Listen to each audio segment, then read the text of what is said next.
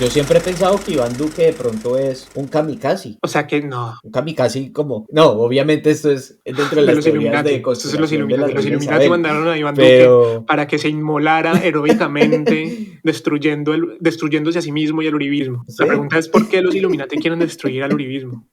no sabemos, a veces las intenciones de los maestros son insondables. Que hablar con Isabel, con la reina. Con la vieja Isa.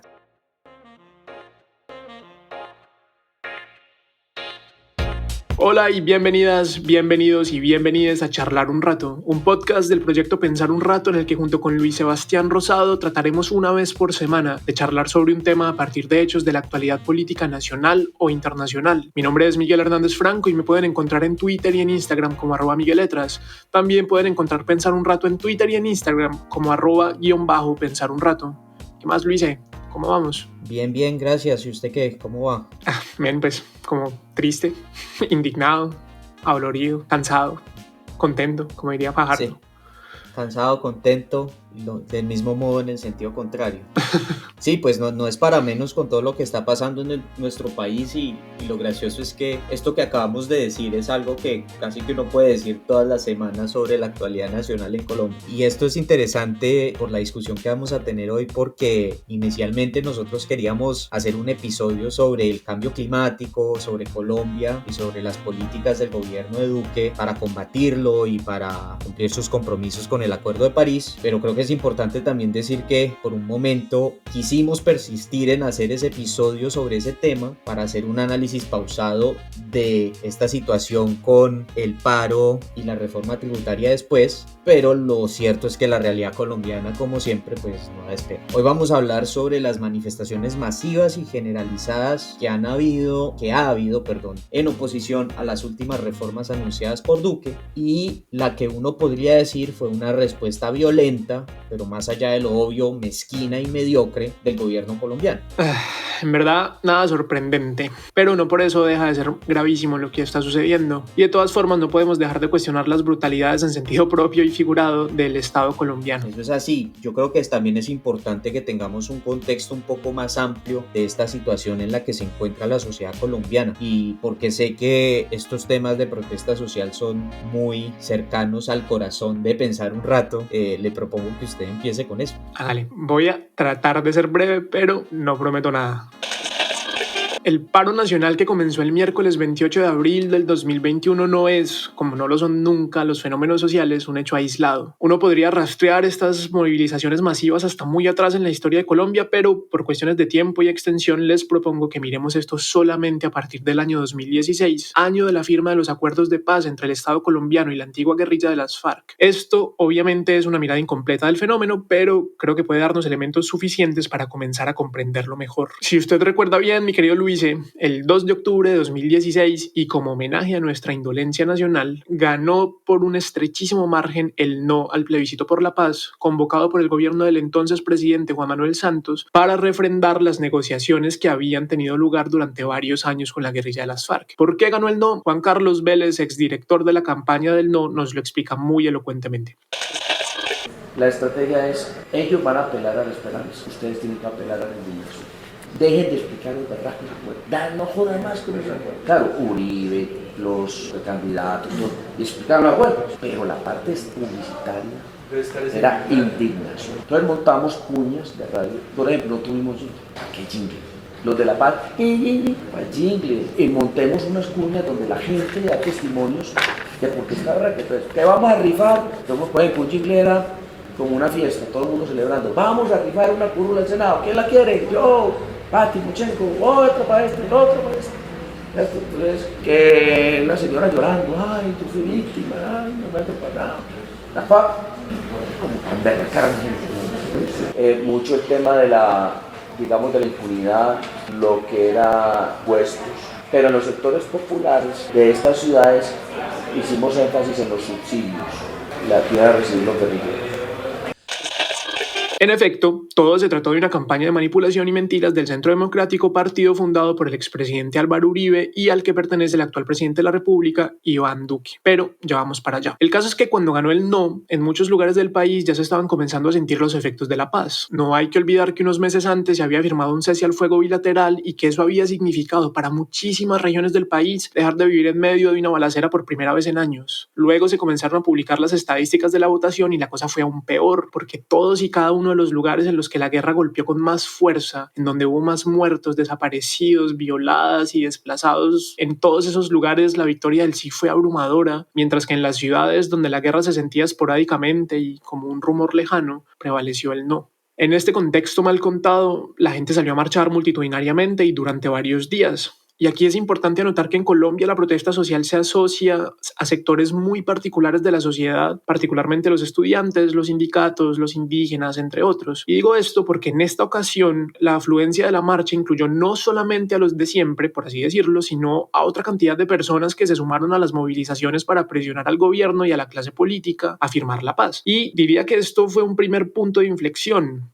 La gente se empezó a dar cuenta de que podía salir a marchar y que una de las cosas que permitía la firma de la paz era precisamente la posibilidad de ejercer su ciudadanía de un modo que antes no era concebible. Luego de eso pasó lo que sabemos. Ese charco de cumis vencido llamado Iván Duque ganó la presidencia en 2018 sin ningún mérito, capacidad, experiencia o preparación, con los resultados que conocemos y de los que hablaremos más adelante. Y todos esos resultados que se han vivido desde que esa encarnación del veneno que es Ernesto Macías dio su discurso el día de la posesión de Duque ha contribuido al descontento social que el presidente insiste en ignorar. Y entonces llegamos al escenario de noviembre de 2019, cuando se convocó a un paro nacional para protestar contra el llamado paquetazo neoliberal, una serie de reformas y proyectos de ley que buscaban profundizar la economía extractivista, la precarización laboral y cobrarle impuestos a los más pobres y a la clase media para darle plata a los ricos, en un resumen muy general. El paro nacional de 2019 fue muy importante por varias razones que tienen todo que ver con lo que está pasando hoy en día. La primera razón es que, como ya venía pasando desde 2016, la gente que salió a marchar fue mucha más de la que tradicionalmente ha salido en Colombia, y no lo digo solamente en términos cuantitativos, sino y especialmente en términos cualitativos. Como no ocurría desde hace varias décadas, al paro nacional se le sumaron un montón de grupos poblacionales que en otras ocasiones preferían ignorar o rechazar estas manifestaciones. Podríamos decir que hubo un redescubrimiento del espacio público por parte de una sociedad que durante años, y en buena medida por cuenta de la violencia y la guerra, no consideraban las calles como un escenario posible de liberación social. El discurso de la guerra no lo permitía. Esto último es muy importante y nos lleva a la segunda razón por la cual es necesario que tengamos en mente el contexto del paro nacional de 2019. Resulta que por ese redescubrimiento del espacio público como escenario de liberación social, no solo salió más y más variada gente, sino que comenzó a cultivarse un sentimiento de seguridad distinto al tradicional en Colombia. ¿Qué quiere decir esto? Piense que normalmente uno en Colombia evita estar mucho rato en la calle o en el espacio público por miedo a que le pase algo.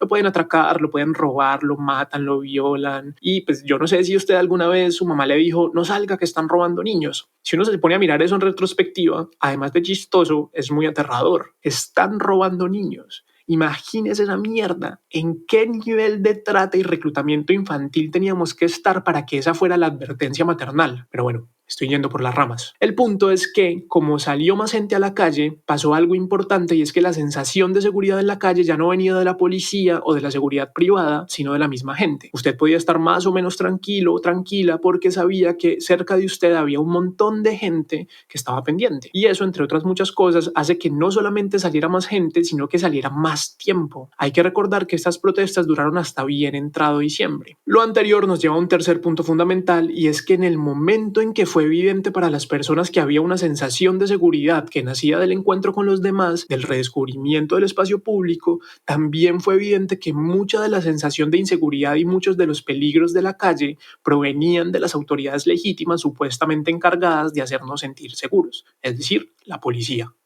Durante las marchas del paro nacional de 2019 fueron innegables los abusos sistemáticos de la policía y el SMAT. Hay imágenes aterradoras de una manada de policías golpeando hasta el desmayo a una pareja de novios que caminaba desprevenida, infiltrándose en las marchas para poder justificar el ataque y demás. Y aquí es importante recordar que en esas protestas fue asesinado Dylan Cruz, un niño de 18 años al que Manuel Cubillos, capitán del SMAT, le disparó en la cabeza con un arma de baja letalidad, que es la expresión que se usa para decir que es un arma que mata, pero no mata tanto. Y como habíamos más gente en la calle y sobre todo como había gente que usualmente no salía a marchar o a protestar y se enteraba de lo ocurrido a través de los medios de comunicación, para toda esa gente fue evidente que toda la información que durante años habían recibido a través de RCN, Caracol, Semana, El Tiempo, Blue Radio, la FM, la W y demás órganos de propaganda del Estado eran en efecto propaganda, y que en muchos casos esas noticias se trataban de exageraciones, tergiversaciones o simplemente mentiras descaradas. Y fue evidente porque esas personas estaban en marchas pacíficas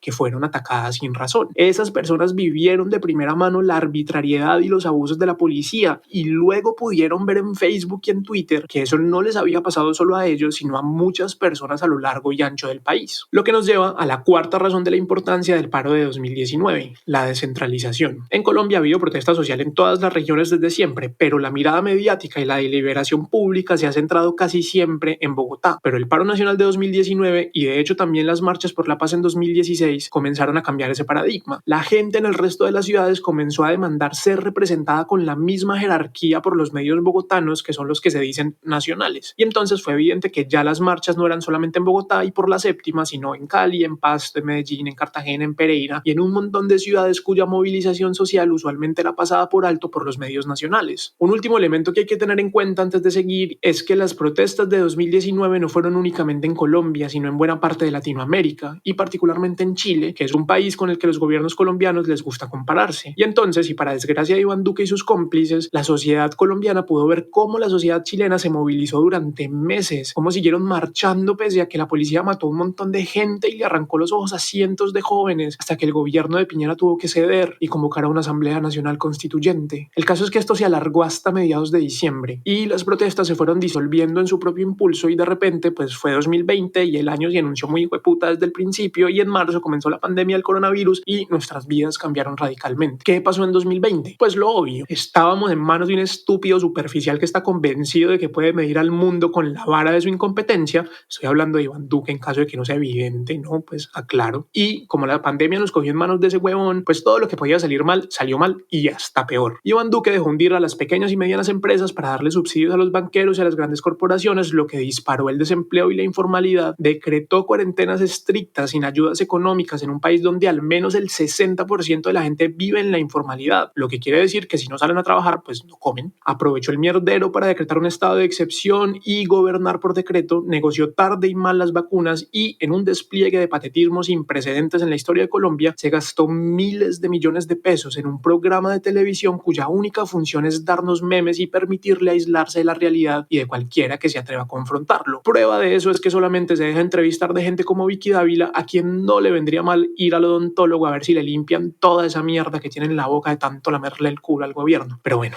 eso es otra discusión. Hay dos hechos fundamentales y con esto termino de lo que debemos hablar en 2020. El primero es la captura de Uribe y su posterior renuncia al Senado para evitar que la Corte Suprema lo condenara por sus crímenes. Eso fue un duro golpe para la legitimidad del expresidente y para su partido.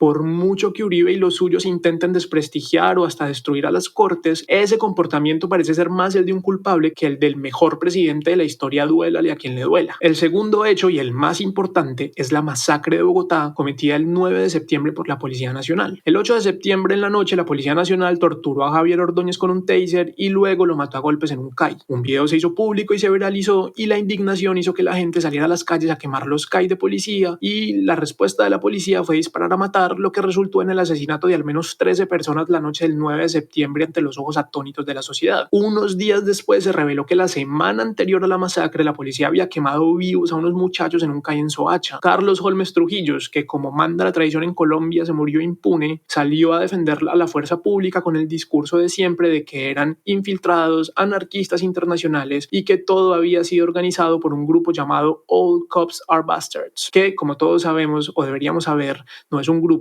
sino una verdad universal. All cops are bastards. Todos los policías son bastardos. En el colmo del cinismo, el charquito de Cumis vencido, Iván Duque, decidió que sería una gran idea disfrazarse de tombo y eso hizo ignorando, como es su costumbre, que tomarse fotos disfrazado con los asesinos no hacía más que enfurecer a la sociedad. Pero bueno, yo francamente Iván Duque solo espero que empeore. Y ahora sí, mi querido Luis, y con todo esto en mente, conversemos sobre lo obvio, lo oculto y lo paradójico de la represión violenta y brutal de la manifestación ciudadana en Colombia. Muy bien. Parte 1. Parte 1, lo obvio.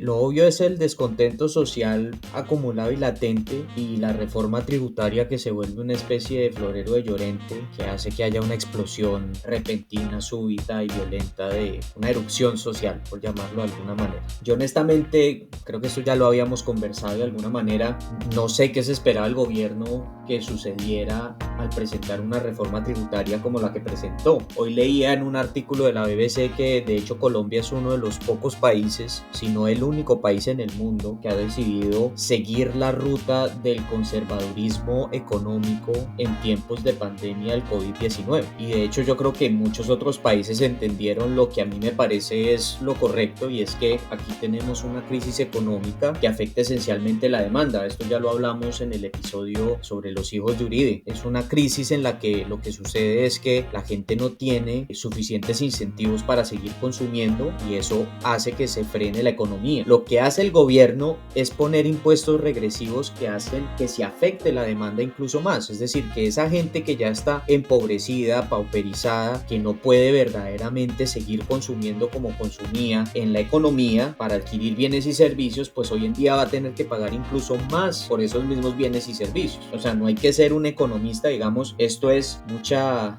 charla y mucho lenguaje muy técnico para decir algo que es muy evidente para el colombiano común y corriente. Y yo creo que ahí sí, solo a un hijo de puta se le ocurre decirle a la gente que ahora que está perdiendo sus trabajos y que va a tener que pagar todo más caro, pues también le van a subir sus impuestos. O sea, creo que a la clase de comunicación política que usted mencionaba que le dan a todo el mundo, ese día sí no fueron a la clase de comunicación política. No sé usted qué piensa de todo esto.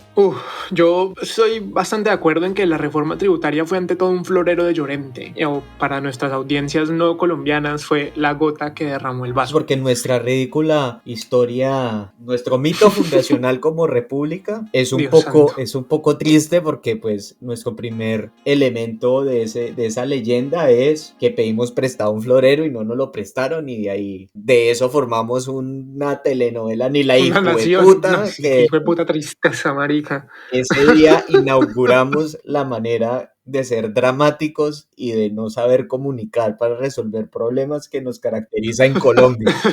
No me presta el florero, entonces voy a incendiar esta hijueputa ciudad. Vamos a independizarnos por un cacao florero. Bueno, no, perdón, pero no podía quedarme con eso en mi corazón. No pasa nada. Decía que, digamos, el tema de la reforma tributaria fue la gota que derramó el vaso, pero yo creo que hay una acumulación de malestares sociales pues, que vienen de hace mucho tiempo, que algunos vienen desde antes del gobierno Duque y que se acentuaron con él, y que otros son causados por Duque y que podríamos resumirlos en su falta de liderazgo, su incapacidad para fijar una agenda, su desconexión total del país, el hecho de que sus ministros parecen todos ruedas sueltas, el agravamiento de la guerra en Colombia, un hueco fiscal terrible por sus dos reformas tributarias, la expansión de nuevos grupos armados, la erosión de las instituciones por cuenta de nombrar a sus amigos mediocres en cargos altos, su exasperante tendencia a creer que somos tan estúpidos como él, poniéndole nombrecitos maricas a sus infamias como si eso nos engañara, y por supuesto sus constantes salidas en falso que al principio daban risa pero que ahora no hacen más que contribuir al empute generalizado. Pues me parece que lo que usted está diciendo es muy interesante. ¿En español epítome es femenino o masculino? El epítome. Es una epítome. No, un epítome. Masculino. Sí. Un epítome.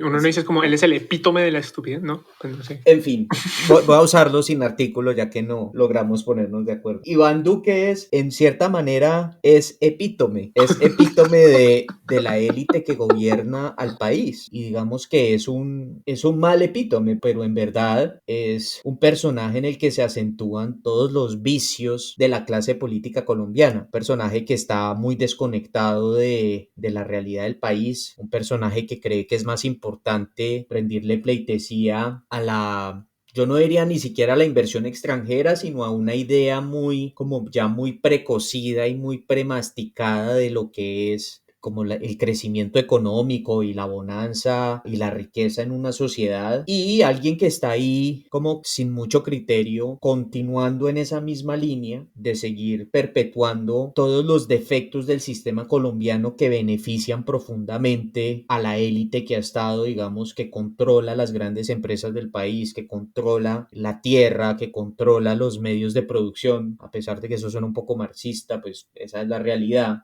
Me siento un poco ofendido con el a pesar.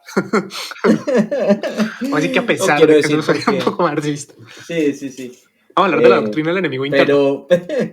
Pero entonces, o sea, todos estos comentarios, lo que quiero decir es que de cierta manera Duque lo que hace es acentuar todas las cosas malas que ya venían en la política nacional, y a eso se le suma una crisis global y el tipo no logra reinventarse y no logra rodearse de gente lo suficientemente inteligente para reinventarse, y lo que simplemente hace es seguir en el mismo curso, que ya es un curso de colisión violento debido a las condiciones que creó el COVID-19. Sí, claramente. Y me parece una gran manera de ilustrarlo el tema de que Duque sea como el epítome, el epítome. No lo sabemos. Comuníquense a proyectopensarunrato@gmail.com y nos resuelven la duda. Por cierto, un epítome es una figura retórica que básicamente es el resumen de una obra extensa en donde es como una síntesis muy poderosa, como todo se sintetiza en este caso Iván Duque. O sea, todo lo que está mal con la clase política se sintetiza en Iván Duque. Eso es un epítome. Y en ese sentido, pues todos esos malestares estructurales que vienen desde mucho antes de Iván Duque, que tienen que ver precisamente con la clase política colombiana y con la manera en que la sociedad colombiana está diseñada. Es una sociedad clasista, homofóbica, goda, racista, excluyente, que durante generaciones ha dejado a mucha gente por fuera, en el mejor de los casos, porque en muchos otros simplemente los mata. Está el tema de la corrupción, que también es una cosa de todos los estados, y que en el caso colombiano tiene un montón de matices particulares heredados del Frente Nacional, el descontento generalizado con los medios de comunicación. Hay un montón de elementos que van más allá del gobierno de Duque y que tienen que ver con cómo la manera en que está diseñado el Estado ha contribuido a romper la confianza, las oportunidades, a excluir a la gente, a sumir pueblos enteros en la miseria, la indolencia de la burocracia bogotana. Y esto es un malestar que viene desde hace años y que bajo un gobierno tan incompetente como Duque encontró un escape y un espacio para expresarse.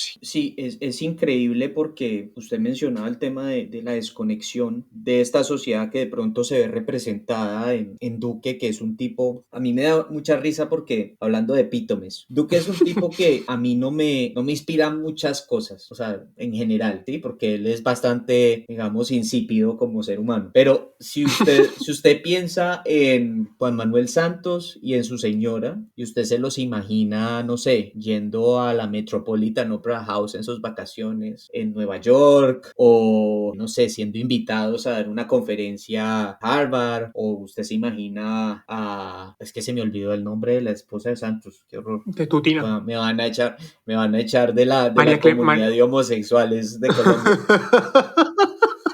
Entonces, usted se la imagina portando una pieza de X diseñador, ¿sí? Como ese tipo de clase rancia, bogotana, muy privilegiada. Iván Duque, yo no sé qué tipo o sea, yo no logro proyectar ese tipo de cosas en la imagen de Duque. Yo a él lo veo mucho, no sé, comiéndose un perro caliente en un shopping mall en el norte de Bogotá.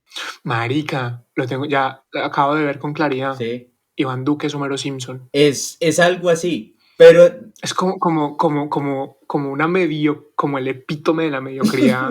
En todo hablando de epítomes, como el epítome de Pero es que es muy difícil porque, por ejemplo, Uribe también, entonces si uno lo pone en el mismo nivel de Santos, entonces Uribe hace el oso porque Uribe no se sabe vestir, pero entonces Uribe proyecta otro tipo de personaje, que es el personaje que es un personaje súper bien construido, además porque lo que vendió es fabulosamente construido. Es increíble, como no, la finca, el papá, el abuelo, el hombre, el esposo, el seminarista de los ojos negros, que yo no sé cuántas veces lo habrá recitado a todos los...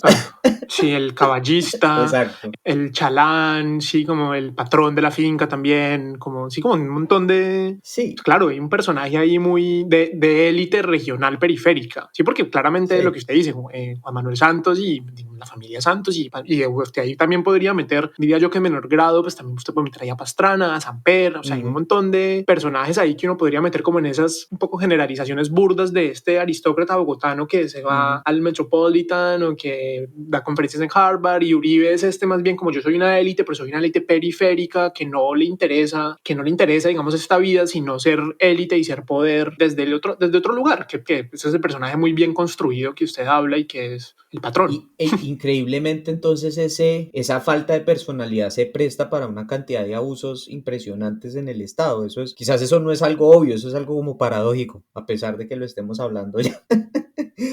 Porque la falta como de una imagen, como de una fuerza carismática, si hablamos en términos beberianos, hace que el presidente pase, o sea, como que el presidente no logre controlar las fuerzas centrífugas y centrípetas que se encuentran dentro del Estado, y eso entonces tiene un efecto incluso más perverso que si el tipo fuera, digamos, un dictador o alguien con más perrenque, con más carácter, con más peso en las huevas, con más... con peso en las huevas. Hace mucho no utilizaba esa expresión. Ay, no, qué horror. Además, porque estoy tratando de imaginarme como... ¿no? Como unas huevas pesadas.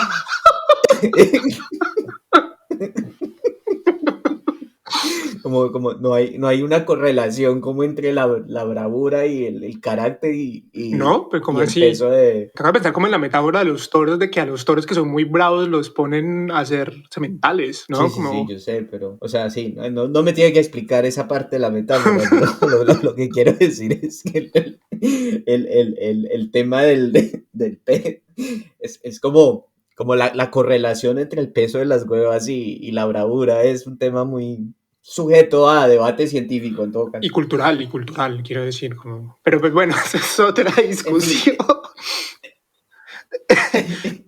Estamos yéndonos muy lejos, pero lo que queríamos decir con esta primera parte es que no toma mucho cerebro, no toma mucha análisis, mucha reflexión, mucha contemplación llegar a la conclusión de que a un país pauperizado por una crisis económica, con los niveles de informalidad y de disfuncionalidad, digamos, en general de la economía como lo es Colombia, uno no podría tener, digamos, es un hecho irresponsable, me parece a mí, lanzar una reforma como la reforma tributaria que se planteó, que también me parece tiene otro gran defecto, y es que parece ser cortoplacista y parece ir a el apagar un incendio. Y aquí... tapar un hueco que ellos mismos abrieron. Sí, porque la pandemia no fue sino un catalizador de un claro. hueco que ellos habrían abierto en 2018 con la ley de crecimiento y la ley de, ya no me acuerdo los nombres carechimas que le pusieron a esas vainas, pero pues que eran todas reformas tributarias y que lo único que hicieron fue abrir un hueco fiscal el berraco. No, pero digamos porque el Estado colombiano funciona de una manera como muy, digamos, tradicionalmente sigue una secuencia en la que para conjurar los problemas de la deuda, conjurar los problemas de financiación de los servicios del Estado, se suben los impuestos de una manera un poco irreflexiva, sabiendo que eso indirectamente lo que hace también es proteger a ciertas clases políticas, sectores de la economía, digamos, toda una serie de actores que tienen un poder económico en Colombia, y que efectivamente esas personas no se ven afectados porque, digamos, la reforma tributaria de este gobierno no es para nada innovadora, es más de lo mismo que ya conocemos de muchas reformas tributarias que se han pasado en Colombia. No es que uno pueda decir, Carrasquilla llegó a proponer un nuevo modelo de Estado, una nueva visión de cómo el Estado va a interactuar con la economía, con los privados, nada de eso. Y de hecho eso me lleva a un comentario que yo tenía sobre Carrasquilla, y es que yo no lo conozco mucho, yo sé que él tiene todo un pasado neoliberal con Uribe cuando pues éramos más jóvenes y no teníamos nosotros uso de razón ni ciudadanía, pero yo sé que él es digamos, todo lo que leo sobre él me confirma que él es una especie de Chicago Boy, o por lo menos un wannabe Chicago Boy, o sea, él quiere ser un neoliberal de pura raza, en el sentido de que quiere minimizar el rol del Estado en la economía, porque digamos que la premisa es que al minimizar el rol del Estado en la economía, eso va a incentivar, digamos, el beneficio del sector privado, que va a generar una gran cantidad de riqueza, y esa riqueza del sector privado se va a ir, digamos, como en una cascada, va a desbordar y va a caer a todos los sectores de la sociedad. Eso claramente es algo que ningún país que haya adoptado políticas liberales haya conseguido, y pues es algo que está muy, pero muy revaluado hoy en día. Pero lo que me parece, y esto ya lo discutimos en su momento, es que el man sigue aplicando las mismas herramientas neoliberales que eran el paradigma de hace 40 años a una realidad que exige que nos reinventemos. Y lo que yo le decía era que Duque es el presidente joven, pero rellenito de ideas viejísimas. Sí, es que ese man es un godo. Ese man es un godo y finalmente Colombia es un país y un estado. Muy godo. No sé si es Antonio Caballero, o sea, ya no me acuerdo quién es, o si era un presidente, o quién fue el que dijo que Colombia es una sociedad liberal que vota conservador. Y yo creo que, digamos, ese resumen escueto, pero sintético de lo que es la sociedad, es lo que nos está pasando factura, la suma de esos descontentos sociales, lo que nos tiene donde estamos. Pero, oiga, llevamos un buen rato hablando de esta vuelta, o dando vueltas más bien. Sí, quizás debamos transitar al oculto.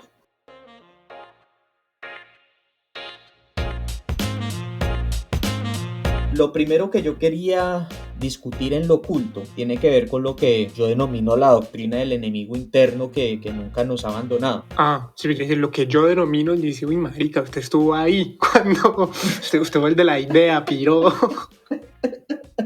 No, pero digamos que la doctrina del enemigo interno es algo que sí es todavía muy palpable, me parece a mí, en la realidad colombiana. Desde una perspectiva más macro, Colombia adolece todavía de una enfermedad que a mí me parece heredamos de la geopolítica de la Guerra Fría en América Latina. A diferencia de lo que sucedió en otras latitudes, pues la Guerra Fría en América Latina no se tradujo en conflictos internacionales. Acá no tenemos una Colombia del Norte y una Colombia del Sur dividida por el paralelo 16 o cosas de ese estilo, como si pues fue, digamos, el caso paradigmático de los conflictos en Asia, por ejemplo. Los conflictos en América Latina, por el contrario, fueron casi en todos los países, digamos, distintos tipos de conflictos internos, y por esto no hay que dejar de, digamos, por el hecho de que sean internos, no dejan de ser relevantes para los aspectos geopolíticos de la Guerra Fría. Yo creo que el que mejor ilustra eso es la Revolución Cubana del 59, y si queremos también la llegada al poder del socialismo por la vía democrática en Chile, pues con Salvador Allende en 1970. En esa misma dinámica de enfrentamiento entre las fuerzas de Mordor, que para cada bando, digamos, recíprocamente las fuerzas de Mordor son el otro bando, los americanos y los comunistas, también se escribe, digamos, la historia de las guerras civiles latinoamericanas en la segunda mitad del siglo XX, y ahí, digamos, obviamente están los sandinistas en Nicaragua, pero pues obviamente también están las FARC en Colombia. Originalmente las FARC eran una guerrilla marxista-leninista que,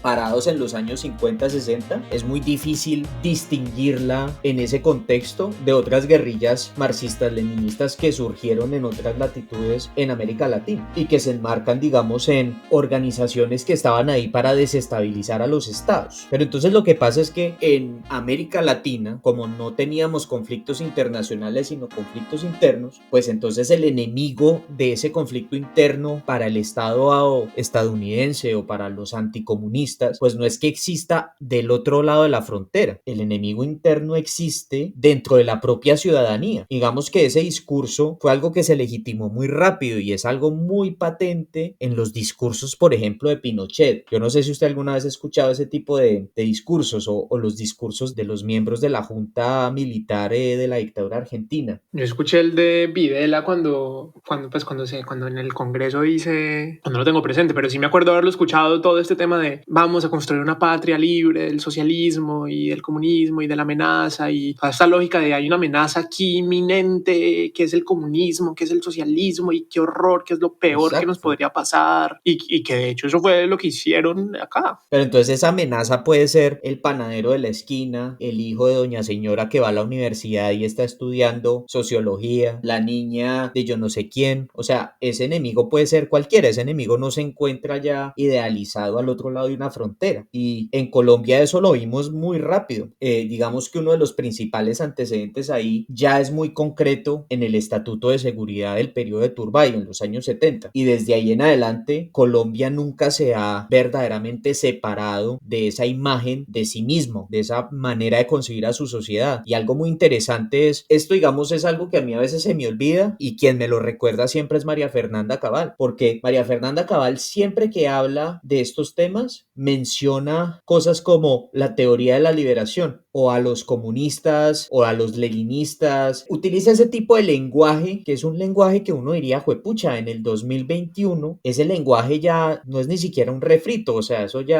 es un trasnochado que lleva en la nevera 20 días y usted se lo encuentra y usted dice, de pronto aquí encontramos la cura del cáncer, huevón, pero en verdad es una cosa que ya se pudrió 10 veces y ya dejó de tener utilidad en el mundo en general, pero los estados latinoamericanos siguen, digamos, sufriendo de esa manera de haber criminalizado a sus propias sociedades civiles durante tanto tiempo. Y en Colombia es muy patente esa visión de el otro como un enemigo, de el conciudadano como un enemigo porque es guerrillero, porque es socialista, porque es marxista, porque es de la teología de la liberación o qué sé yo, o sea, es muy impresionante. No sé usted qué quiera agregar sobre este tema. Yo no lo había pensado por ese lado, aunque me parece que tiene toda la razón. Sí, como ese desprecio profundo que muchos colombianos sienten por la protesta social o por lo que usted dice, por el conciudadano, de la lógica de, pues es que es un comunista, es un guerrillero y eso termina siendo un combustible, hijo de puta, con la guerra para la división social, para todo lo que han hecho los uribistas y pues muchos gobiernos a lo largo del tiempo, pero más recientemente los uribistas. Y yo pienso pues en esta vaina de vote no a la paz porque nos van a convertir en castrochavistas, comunistas, homosexuales, ateos, que yo primero decía, pues uno, a nadie lo pueden obligar a eso, y menos con la firma de un papel. Y dos, supongamos pues que nos obligan a ser comunistas, homosexuales, ateos, y yo es como, dígame qué tiene de malo cada una de esas tres cosas. Como pues, incluso pues si hubiera el rayo homosexualizador, ¿cuál es el puto problema con que usted sea gay o comunista o ateo? O las tres cosas al mismo tiempo. Como, ¿qué puta le importa? Y es muy chistoso porque por lo menos lo gay quizás no tanto, pero lo comunista y lo ateo es como tan, o sea, ni siquiera tratan de modernizar. El odio. Sí. Sí, como que sí, total. Pero creo que hay otro tema oculto pues, que tiene que ver un poco con lo que usted ya está diciendo, y es la desproporcionalidad en el uso de la fuerza por parte de la fuerza pública, valga la redundancia, y que lo que está haciendo es romper como un cierto orden jurídico, social, político, los tres. Como todavía no logro enmarcar bien esta vaina, pero básicamente es que la reacción de la gente, que es cada vez más feroz, no es porque sean vándalos, sino porque el gobierno y el Estado han dado a entender que el único lenguaje que entienden es el de la violencia, porque es el lenguaje con el que le hablan a la sociedad, dentro de esta lógica del enemigo interno. Sí, como puesto que el enemigo está dentro de la sociedad, hay que tratar al enemigo como se trata a los enemigos. Es con toda la ferocidad. Y de hecho, si usted escucha los discursos de Duque y de Uribe y de María Fernanda Cabal y toda esta gente, siempre es toda la violencia legítima del Estado, toda la fuerza pública será contra los vándalos, será contra esta gente. Y pues yo creo que para hacer un chiste kantiano es que crearon las condiciones del entendimiento, y como en el sentido de la manera en que nos vamos a entender en estas sociedades a través de la violencia. Es un muy mal chiste kantiano, por cierto, pero sí, de alguna manera se creó ese lenguaje y esa forma de entendernos, puesto que somos enemigos y puesto que a los enemigos se los destruye, puesto que a los enemigos se les mata. Digamos que eventualmente eso terminó poniéndole combustible a la violencia que estamos viendo hoy en día, pues digamos a las vías de hecho que los manifestantes están tomando y que a mí me parecen perfectamente legítimas. Y yo le iba a poner el ejemplo de, si usted se fija, hasta hace unos días, el ciclo de la protesta social en Colombia era más o menos el mismo. O sea, un grupo de gente más o menos grande o más o menos diverso sale a protestar. Alguien en ese grupo, usualmente policías infiltrados, raya una pared, tira una piedra, rompe una ventana y le da al ESMAD una justificación para atacar al resto de los manifestantes, que corren o se defienden. Y al día siguiente, dependiendo del tamaño de los disturbios, los medios de comunicación grandes se centran en los disturbios, los desmanes y la nueva palabra preferida de los políticos y los medios para justificar que la policía mate gente, que es el vandalismo, o para ponerlo en palabras de Álvaro Uribe, el terrorismo vandálico. ¿Y qué significa terrorismo vandálico? Absolutamente ni mierda. Del mismo modo en que castrochavismo no significa nada, pero salen Vicky Dávila, Luis Carlos Vélez, Néstor Morales, Julio Sánchez y esa gentuza a repetir como loras: vándalos, terrorismo, manifestantes violentos, etcétera. Y eso a la gente se le quedaba grabado. Y así se controlaba la protesta hasta la siguiente, que seguía el mismo ciclo. Y todo esto está marcado, creo yo, en su punto de la doctrina del enemigo interno. Y el tema es que, por todo lo que ya dije en el contexto, esta estrategia dejó de funcionar en el 2019, porque cuando la gente en las calles fue más que la gente que se informaba a través de todos los medios tradicionales, lo que decían los medios ya no coincidía con lo que la gente estaba viviendo en las manifestaciones. Y entonces esa estrategia de control de la protesta, que consistía en deslegitimarla y criminalizarla para poder reprimirla impunemente con violencia, pues ya no servía servía. La gente se dio cuenta de que no había tal cosa como el terrorismo vandálico y que el verdadero peligro era la tomba. Pero el gobierno, la tomba es la policía, ¿no? Pero el gobierno insiste en, pues aclaro porque después me acuerdo que no todo el que nos escucha es colombiano. Quiere decir es que el gobierno insiste en reprimir violentamente a la protesta, y lo que digo yo que es oculto es que la manera en que al dejar de funcionar la estrategia de siempre, eso terminó por convertirse más bien en una forma de poner en evidencia a todos los que hacían parte de su ejecución. Y entonces el malestar ya no es solamente contra el gobierno y los tombos, sino también contra los medios de comunicación que insisten en hacerle propaganda al gobierno. Y creo que esto es una buena transición hacia lo paradójico, y es que mientras el gobierno y sus medios de propaganda insisten en criminalizar la protesta, justificar o ignorar la violencia policial y desestimar el malestar social, y mientras la gente es asesinada cruelmente por la policía, lo que termina ocurriendo es que la gente empieza a ver con claridad cómo todo se trata de una estrategia de control social y deja de importarle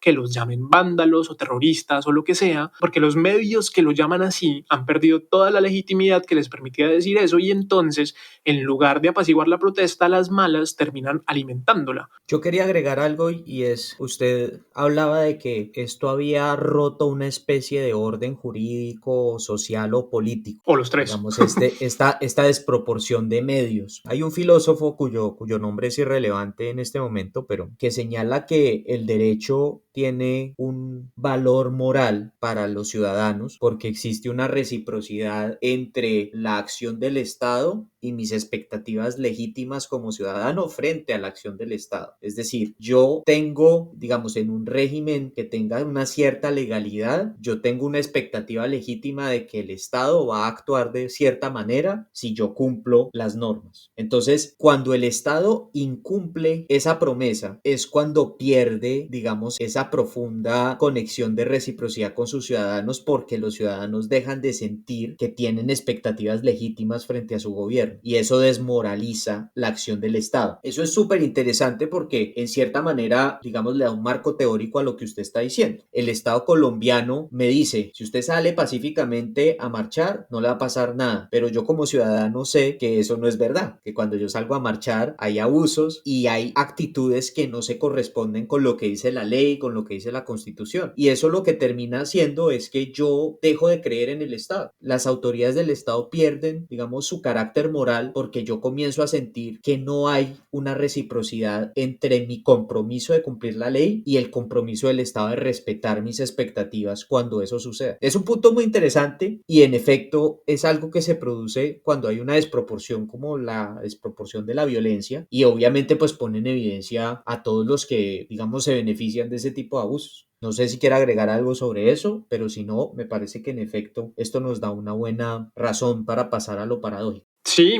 no tengo nada más que agregar. Vamos a lo paradójico.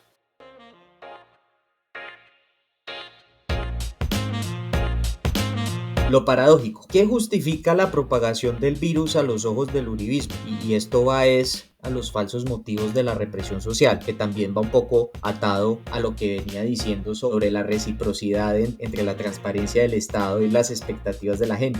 Yo creo que hay algo verdaderamente canalla en lo que está haciendo el gobierno, y es utilizar argumentos de salud pública para reprimir la protesta social. Estos argumentos no funcionan, si me permite la metáfora poco original, cuando usted deja de mirar los árboles y comienza a mirar el bosque, cuando usted comienza a ver toda la perspectiva de lo que sucede y cómo funciona Colombia actualmente. Colombia no es un país en el que se haya aplicado una política pública de tolerancia cero con el virus. Usted no puede decir que Colombia está haciendo lo mismo que Nueva Zelanda o Australia. Esto además se explica porque somos un país en el que las personas no pueden contar con el Estado para nada distinto a clavarles impuestos y quizás abusar de ellos en una manifestación. Esto, dicho de otra manera, es que la informalidad de la economía y los altos niveles de pobreza hacen muy difícil una política de tolerancia cero en una situación de salud pública como la que hay. Digamos, eso no es, digamos, ahí uno podría concederle el beneficio de la duda al gobierno en el sentido de que en una situación como la actual no hay soluciones correctas. Pero la política colombiana, después de las primeras olas de contaminación, fue toda la contraria a la de la tolerancia cero. De hecho, el gobierno ya venía ignorando hacía mucho tiempo las recomendaciones de las asociaciones médicas regionales y nacionales, y en ciertas ciudades la situación ya había llegado antes de las manifestaciones a situaciones alarmantes. pues yo entiendo que, por ejemplo, en Medellín la saturación de unidades de cuidados intensivos es terrible y parece que ya los médicos han estado ya muy lejos de una situación ideal y están decidiendo quién vive y quién muere, pues esperando una cama, que ya ha llegado mucho,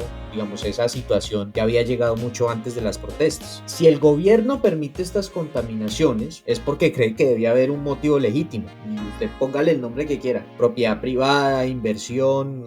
Ya se me olvidó cómo le dice Uribe a toda esa mierda alrededor de la seguridad democrática. Los 3 huevitos. Sí, los 3 huevitos, sí. Los 3 huevitos justifican las contaminaciones. Digamos que eso pasa antes que la salud. Esos 3 huevitos pasan antes que la salud individual de mucha gente que es vulnerable ante el COVID-19, y también pasa antes que la salud colectiva de la sociedad colombiana, porque es que si mañana usted llega a tener un infarto o un accidente grave de tránsito y lo tienen que intervenir de urgencia, pues para usted tampoco va a haber cama en el hospital. Entonces ahí hay unas decisiones de política pública en las que ya se dijo cuáles eran las prioridades. Esas decisiones ya se tomaron. Entonces me parece que es muy canalla e hipócrita decirle a la gente sin ningún, digamos, como con una falsa excusa, que se puede morir en nombre de la economía pero no en nombre de la protesta, sin dar el debate. O sea, como salir ahí a tratar de cubrirse en estos temas de salud pública sin dar el debate, de decir, no, es que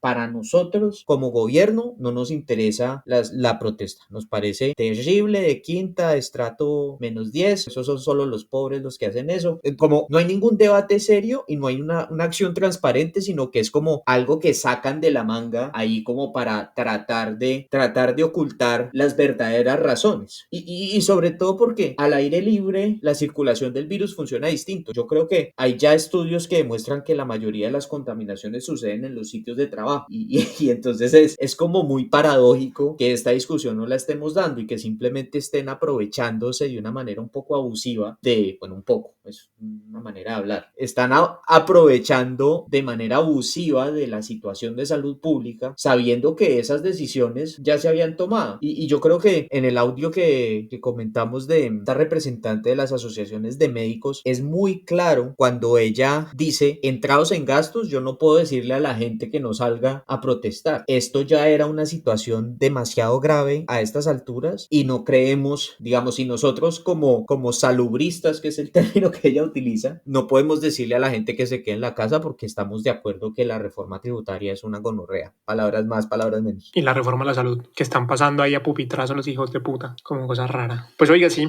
yo estoy completamente de acuerdo con lo que usted dice. Claramente el gobierno cree que somos estúpidos y que no notamos sus contradicciones ni sus estrategias francamente simplonas para manipular a la opinión pública. Y creo que toda esa canallada que usted menciona tiene que ver con la incompetencia de Iván Duque. Y ahí hay algo muy paradójico que tiene que ver con lo que decía hace un momento, y es que Iván Duque no está inventándose nada particularmente nuevo. O sea, el Estado colombiano, que más que un Estado es la trinchera de las clases políticas, ha sido siempre mezquino y violento con el pueblo. Y el tema, y lo que yo creo que es paradójico, es que la incompetencia de Iván Duque terminó haciendo insosteniblemente evidente esa mezquindad y esa desconexión. Y eso es una vaina fascinante. O sea, fascinante, digamos, para pensar. Quiero decir, muy grave y muchos muertos, pero si pensamos al respecto es muy bacano ver cómo funcionó ese dispositivo. En nombre de la ciencia. En el nombre de la ciencia que se han cometido tantas atrocidades. Es una vaina fascinante y le pongo el ejemplo de Uribe. Uribe escogió a Iván Duque entre muchas otras cosas porque sabía que se trataba de un bobazo sin sustancia al que iba a poder manejar sin mayores esfuerzos. Y creo que así como con Santos el tiro le salió por la culata por cuenta de la traición de Santos, con Duque le pasó lo mismo porque por cuenta de su ineptitud, de la de Duque, todo lo que durante años él había logrado mantener razonablemente oculto para la población ya es inocultable. Y el mejor ejemplo de esto es el tuit que le eliminaron con muchísima razón. Yo no sé si usted vio, pero Álvaro tuvo a bien poner un tuit diciendo algo así como: apoyemos el derecho de los policías y soldados a usar sus armas para defender su integridad y para defender a las personas y a los bienes de la acción criminal del terrorismo vandálico. Entonces el man sale y pone eso, y resulta que lo que antes habría sido interpretado como un comentario polémico, sí, como polémica se desata en redes por comentario de Uribe, en este caso inmediatamente fue tomado como lo que era,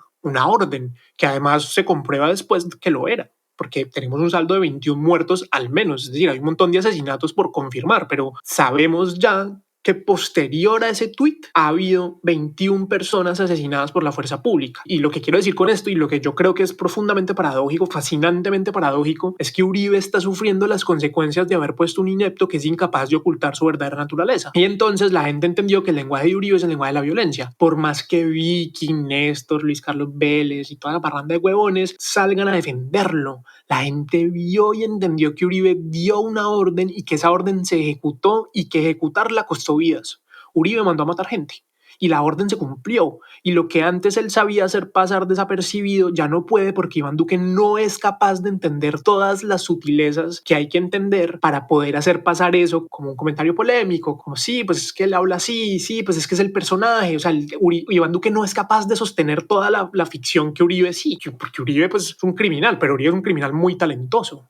Muy Y sofisticado. entonces Yo quería solo agregar una cosa. Si los policías y soldados tienen derecho de defender su integridad, digamos, ese derecho solamente puede existir, y esto era algo que decía en la introducción, si uno concibe a los ciudadanos colombianos como enemigos del Estado. Y ahí volvemos a lo mismo, porque no es posible que la policía tenga una integridad que defender respecto a quien deba proteger. La palabra integridad dice mucho sobre lo que ese mensaje estaba mandando. Es muy interesante también en nombre de la ciencia. Como lo que está diciendo ahí Uribe es, existe una integridad y existe un enemigo. Entonces, la policía en esta concepción del Estado no puede ser entendida como quien protege a la sociedad, porque no tiene sentido que la policía tenga una integridad que defender en esa lógica. claro, y yo creo que, digamos que en esa lógica en la que se concibe a la ciudadanía como enemiga del Estado, pues eso es una ruptura evidente del contrato social, y entonces ya es perfectamente claro quién fue el que lo rompió. Y es que yo creo que ese es el punto. Quien violenta es el Estado. Y por más que se empeñen en negarlo, eso legitima completamente las vías de hecho que la ciudadanía está tomando para enfrentarse a la violencia con la que el Estado, que se supone que debe proteger y cuidar la integridad de los ciudadanos, los está tratando. Es la ruptura básica del contrato social. Algo se rompió, más bien, yo creo que algo estuvo roto desde hace mucho tiempo, y lo que la ineptitud de Iván Duque hizo fue volver esa ruptura totalmente evidente, inocultable.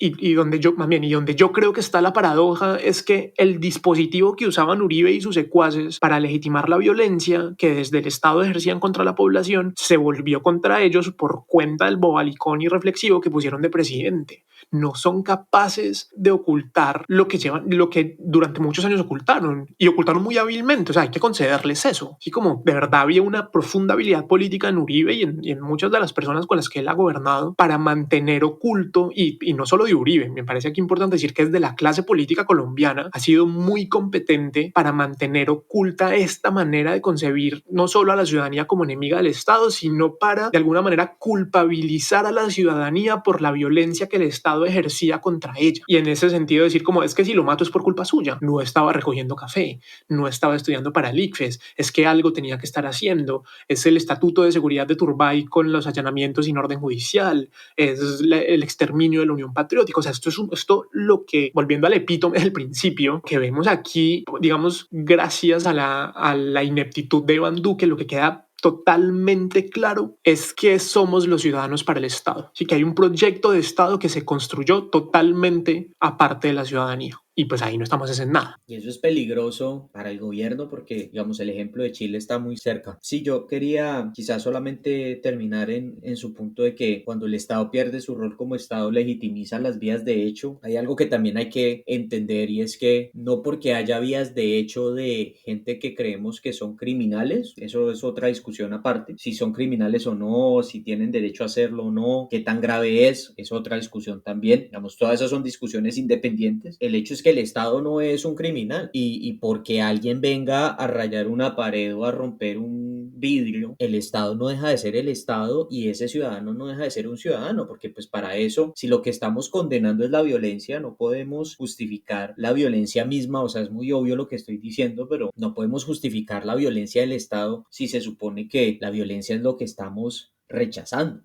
Siempre hay un problema de entendimiento de cuál es el rol del Estado en estas situaciones, que obviamente va ligado, digamos, a un desgaste institucional muy grande y a un discurso que no se interesa por poner al Estado en un un papel interesante, digamos, complejo y, digamos, agrupador de los intereses de toda una sociedad. Lo que quiere el uribismo, para volver a lo que usted está diciendo, es tener un Estado cautivo, tener un Estado secuestrado y tener también a la opinión pública secuestrada para que el Estado que está secuestrado para sus intereses pues siga también funcionando. Mi último comentario es, esto era mucho más fácil de hacer en el 2002, cuando la sociedad colombiana estaba en shock por las atrocidades que las FARC cometían todos los días, o pues por lo menos que esa es una historia que todavía la Comisión de la Verdad y el proceso de paz nos tiene que contar, pero digamos que como se vivía en ese momento era así. No sabemos cuál es la verdad, pero pues así se vivía en ese momento. Hoy en día, sin ese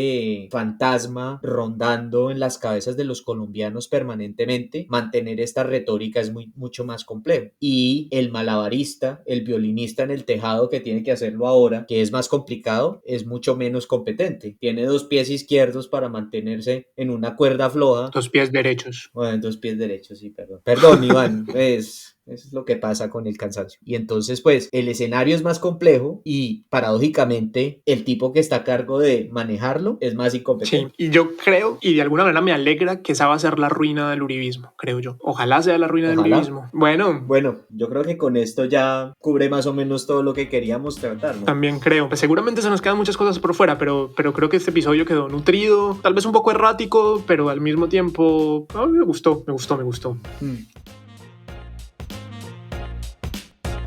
Bueno, pues eso fue todo por hoy en Charlar un Rato, un podcast del proyecto Pensar un Rato. Este episodio fue producido por Luis Sebastián Rosado, Brenda Espinosa y por mí, Miguel Hernández Franco. Recuerden que pueden encontrar Pensar un Rato en Twitter y en Instagram en la cuenta @_Pensar un Rato.